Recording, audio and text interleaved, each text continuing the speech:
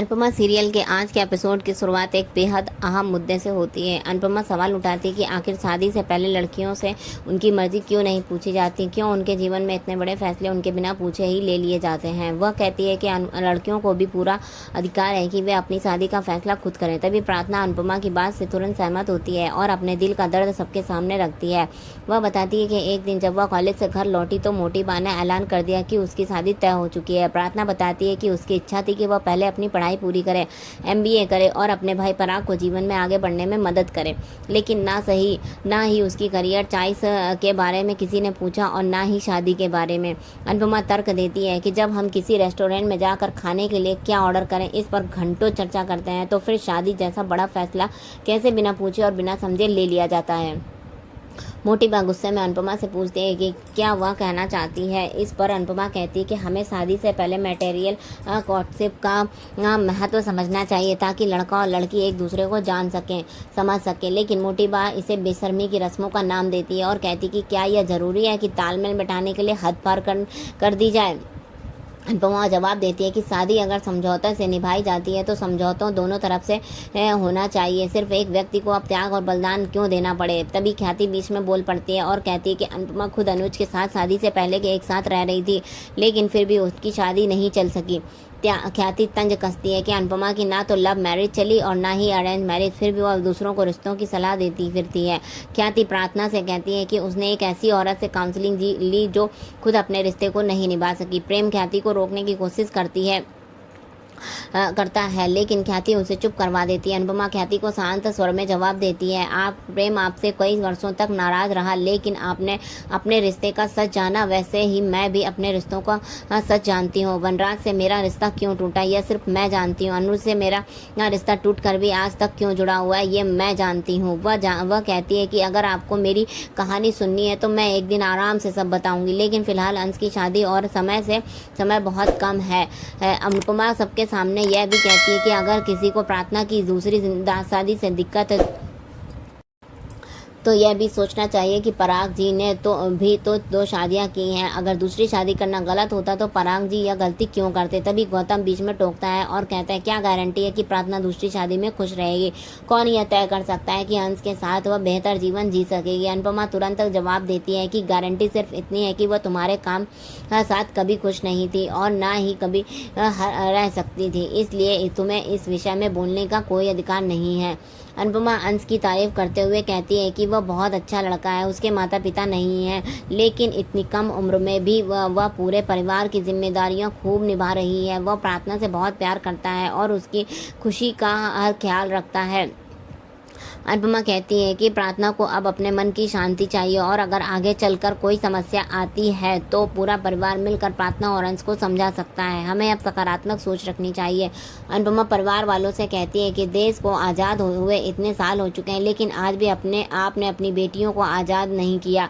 तभी मोटी बात तंज कसते हुए कहती कि लड़कियों को तब तक आज़ादी नहीं मिलेगी जब तक आप जैसी औरतें उस आज़ादी का गलत फ़ायदा उठाती रहेंगी। पहले आपने अपने पति को छोड़ा, फिर अनुज के साथ बिना शादी के रहने लगी। अनुपमा यह सुनकर चौंक जाती है, लेकिन खुद को संभालती है। इसके पहले के हिस्से में जब मोटी बा कहती है कि लव मैरिज में ज़्यादा तलाक होते हैं तो अनुपमा तुरंत कहती है कि प्रार्थना की अरेंज मैरिज भी तो है, तो तलाक में ही खत्म हुई। यह सुनकर मोटी बा आहत हो जाती है। अनुपमा व अंश को इन सबका जिम्मेदार ठहराती है, लेकिन अनुपमा साफ कहती है कि प्रार्थना को तलाक गौतम की वजह से हुआ है, क्योंकि वही उसकी तकलीफ़ों की जड़ है। अनुपमा कहती कि काश प्रार्थना की शादी से पहले उससे मिलने का मौका मिलता, वह गौतम के असली रूप को पहचान पाती और अपने परिवार को मना कर पाती। मोटी बा अनुपमा के विचार सुनकर अचंभित रह जाती है। वह कहती है कि क्या आपको लगता है कि सिर्फ साथ में काफ़ी पीने या बाहर घूमने से एक दूसरे को जाना जा सकता है। किसी को जानने के लिए उसके साथ समय बिताना पड़ता है, लेकिन इसका यह मतलब नहीं कि हर सीमा लांघ दी जाए। शादी सिर्फ तालमेल नहीं बल्कि संस्कार और समझौते से चलती है। अनुपमा इस पर कहती है कि समझौता दोनों तरफ से ही रिश्ता टिकता है। पूरे एपिसोड में यह साफ झलकता है कि अनुपमा न सिर्फ महिलाओं के अधिकारों की बात कर रही बल्कि समाज की पुरानी सोच को चुनौती दे रही है। वह प्रार्थना के लिए खड़ी होती है, उसके फैसले का समर्थन करती है, वह हर सवाल का स्पष्ट जवाब देती है। उसकी बातों से जहाँ कुछ लोग सहमत होते हैं, वहीं कुछ लोग अभी भी पुराने विचारों से बंधे हुए हैं। लेकिन अनुपमा हर परिस्थिति में सच्चाई और न्याय के साथ खड़ी रहती है। मोटी बा अनुपमा से कहती है, क्यों आपने कभी बिजनेस किया, कभी डांस सिखाया, कभी अमेरिका गई, कभी मुंबई, कभी अनु की रसोई चलाई, कभी डांस कंपटीशन में भाग ले। इतना सब करने के बाद भी आप आखिर कहाँ तक पहुंची? दो शादियां करने के बाद भी आज आप अपनी ज़िंदगी अकेले ही जी रही हैं। यह सब सुनकर अनुपमा हैरान रह जाती है। मोटी बा अपनी बात को और कड़ाई से कहती हैं कि अपनी आज़ादी आपको मिलती है, इतनी आज़ादी की तो किसी भी औरत को नहीं मिली, लेकिन इसके बावजूद आप भी संघर्ष कर रही। इस पर वह अनुपमा संयम से जवाब देती है कि कम से कम मैंने हार नहीं मानी, मैं असफलता से नहीं डरी। मेरे जीवन में सफलता और असफलता दोनों का स्वाद चखा है, अमीरी और गरीबी देखी है, सुख दुख का हर रंग देखा है। इस अनुभव में ने मुझे ज़िंदगी और गहराई से समझने का मौका दिया है। मुझे खुशियाँ बहुत कम मिली हैं, शायद इसलिए मैं उनकी कद्र करना सीख गई हूँ। इसके बाद अनुपमा कहती है कि वह यहाँ किसी को प्रवचन देने नहीं आई है, या वह यहाँ सिर्फ सबको शादी का निमंत्रण देने आई है। कल अंश और प्रार्थना की शादी है और अगर आप सभी आएंगे तो उन्हें बहुत खुशी होगी। प्रार्थना हाथ जोड़कर आग्रह करती है कि आप सब उसकी शादी में ज़रूर आइए। अनुपमा मुस्कुराते हुए कहती है कि हम सब आपका इंतजार करेंगे, क्योंकि आपके बिना प्रार्थना की खुशी अधूरी रहेगी। कम से कम समाज के लिए ही सही, लोगों को दिखाने के लिए ही सही आ जाइएगा। फिर अनुपमा प्रारक से कहती है कि आप तो इतने बड़े दानी हैं, समाज सेवा करते हैं, लेकिन अगर आपने अपनी बेटी को खुशी खुशी विदा नहीं किया तो दुनिया के सबसे बड़े दान कन्यादान से वंचित रह जाएंगे। माही और राही इस बात पर को समझते हैं कि कन्यादान के समय पिता की कमी क्या होती है। क्या आप वही खालीपन प्रार्थना को देना चाहते हैं? अगर आप उसे मुस्कुरा कर विदा करेंगे तो उसे भी अच्छा लगेगा और भगवान को शांति भी मिलेगी। प्रयाग यह सब सुनकर मन ही मन बहुत भावुक हो उठता है। वहीं दूसरी तरफ शाह हाउस में लीला कहती है कि अनुपमा को प्रार्थना के साथ नहीं जाना चाहिए था। क्या कोठारी परिवार में पहले ही उससे नाराज है? पागी लीला की बात का समर्थन करती है और कहती है कि मम्मी को हर जगह महान बनना होता है, हर दिन कोई ना कोई ड्रामा खड़ा कर देती है। तभी जसप्रीत वहाँ आकर कहती है कि ये टैलेंट तो तुम्हारा है पाकी, बखेड़ा तुम खड़ा करती हो और बेचारे अनु को सुलझाने में लगना पड़ता है। पाकी गुस्से में जवाब देती है कि तुम्हारी ये गलतफहमी उस दिन दूर हो जाएगी जब मम्मी तुम्हारी बैंड बजाएंगी, तब बात बढ़ती है और जसप्रीत व पाकी के बीच बहस शुरू हो जाती। तभी लीला दोनों को डांट कर चुप कराती है और कहती कि ये शायद शादी वाला घर है, क्या तुम लोगों को झगड़ा करते हुए ये शर्म नहीं आती? अनुपमा भी जैसे भूल गई कि शादी की तैयारियां करनी है। इधर रास्ते में प्रार्थना अनुपमा से पूछती है कि क्या आप माँ और पापा से शादी में आएंगे? अनुपमा उसे दिलासा देती है और कहती है कि हाँ, वे ज़रूर आएंगे। प्रार्थना फिर से पूछती है कि आपको इतना विश्वास कैसे है? इस पर अनुपमा मुस्कुराते हुए कहती है कि मैं भी एक माँ हूँ, मैं माता पिता की भावना को अच्छी तरह समझती हूँ।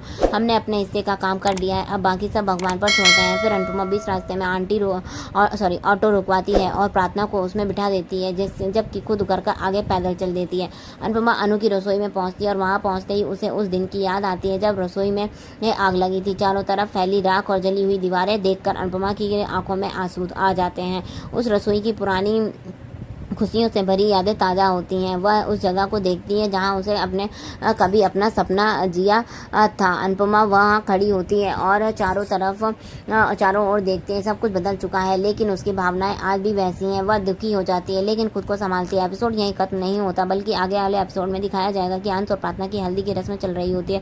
परिवार के सभी लोग डांस करते हैं, माहौल बेहद खुशनुमा होता है। तभी गौतम मोटी बा के कान भरता है और कहता है कि अगर यह शादी हो गई तो कोठारी और गांधी परिवार का चिराग शाह परिवार का दामाद कहलाएगा। यह सुनकर मोटी बा और ख्याति दे हल्दी की रस्म में पहुंचते हैं, लेकिन उनके हाथों में हल्दी नहीं बल्कि कानूनी दस्तावेज होते हैं। वे प्रार्थना के पास जाकर कागज आगे कहती हैं कि हम यहाँ सिर्फ रस्म निभाने नहीं बल्कि जिम्मेदारी का बोझ उतारने आए। यह सुनकर अनुपमा चौंक जाती है, उसका चेहरा गंभीर हो जाता है, क्योंकि वह जानती है कि कोठारी परिवार इस शादी को रोकने के लिए कोई ना कोई जाल जरूर चलेगा। ऐसे पूरा एपिसोड एक भावात्मक सफर की तरह है, जिसमें अनुपमा समाज की रूढ़ियों, महिला की स्वतंत्रता और माँ बाप के अधिकारों को लेकर एक गहरी बात करती है। वह न सिर्फ एक मजबूत महिला की तरह खड़ी रहती है बल्कि अपनी बातों को सोचने पर मजबूर कर देती है। वहीं दूसरी तरफ पाकी और जसप्रीत की बहस, लीला की चिंता और कोठारी परिवार की साजिशें इस शादी को लेकर माहौल को और भी जटिल बनाती हैं। लेकिन अनुपमा जो हमेशा अपनों के लिए खड़ी रही है, वह इस बार भी बिना झुके बिना डरे अपनी बात कहती है और प्रार्थना के साथ पूरी ताकत से खड़ी रहती है। क्या कोठारी परिवार की साजिश कामयाब होगी या अनुपमा एक बार फिर से सच्चाई और प्रेम के प्रेम को जीत दिलाएगी? यह जानने के लिए अगले एपिसोड का इंतजार करना होगा। तो मिलते हैं नेक्स्ट एपिसोड में, तब तक के लिए बाय बाय। जय श्री राम, राधे राधे।